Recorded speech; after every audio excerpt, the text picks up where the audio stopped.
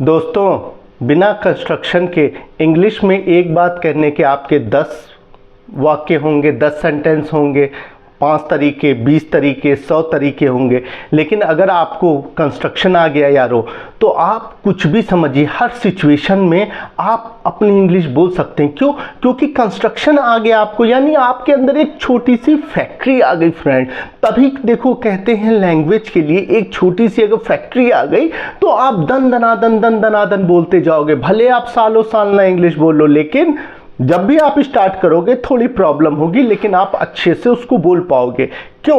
क्योंकि आपने एक फैक्ट्री सेटअप किया, ना कि आपने रट लिया कि इसको क्या कहते हैं, इसको क्या कहते हैं, इसको क्या कहते हैं, इसको क्या कहते हैं। ये सब नहीं, मैं आपको देखिए कंस्ट्रक्शन बेसिक सिखा रहा हूँ फ्रेंड्स। आप अगर मेरी बेसिक सीख लेंगे, उसके बाद जितने भी हाई एडवांस इंग्लिश है उसको सीखने में कोई दिक्कत नहीं होगी। थोड़ा टाइम तो दो यार।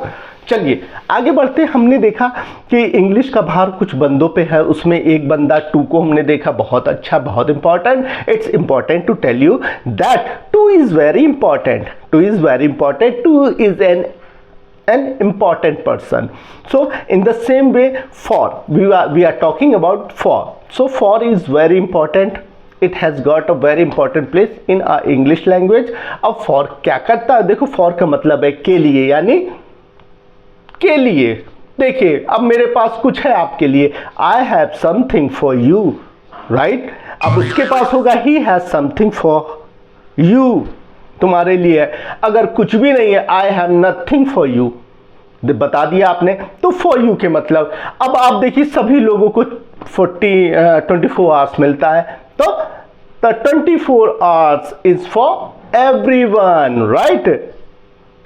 तो इस तरीके से हम कह सकते हैं for का मतलब होता हर, आपके लिए। अगर for everyone बोला तब तो आप सबके लिए बोल सकते हैं, ठीक है ना। My, अब जैसे मैं जो बोल रहा हूँ सबके लिए है, I am here for everyone, for all of you, for all of you, यानी आप सबके लिए मैं हूँ। तो देखिए फॉर का आपने यूज, अगर मैं बोलूँ I am good for nothing, तो फॉर नथिंग का मतलब दोस्तों होता है किसी काम का नहीं, नकारा। तो नकारा मत समझना मुझे, तो आप बोल सकते हैं इसमें कि for you he is good for nothing, I have nothing for you, मेरे पास कुछ भी नहीं है। तो फॉर को एक रिलेशन में हमने कर दिया, और एक फॉर का मतलब के लिए भी हमने यूज़ किया था। यानी फॉर देखिए कई तरीके के काम करता है फ्रेंड्स। हमें देखना है कि जब जब हमारे पास ऐसी सिचुएशन आएगी तो क्या हम फॉर का यूज़ कर सकते हैं, ठीक है। Is it enough for all of you? क्या ये सब काफ़ी है आप सभी के लिए? तो देखिए एक बात को 7 तरीके से कह सकते हैं, उसका एक थोड़ा सा ड्रिल ले लेते हैं। आई हैव समथिंग फॉर, चलिए थोड़ा सा इजी ले लेते हैं, ठीक है, कि oxygen, oxygen is important for everyone. Oxygen is not important for everyone. Is oxygen important for everyone? Yes, oxygen is important for everyone. No, oxygen is not important for everyone.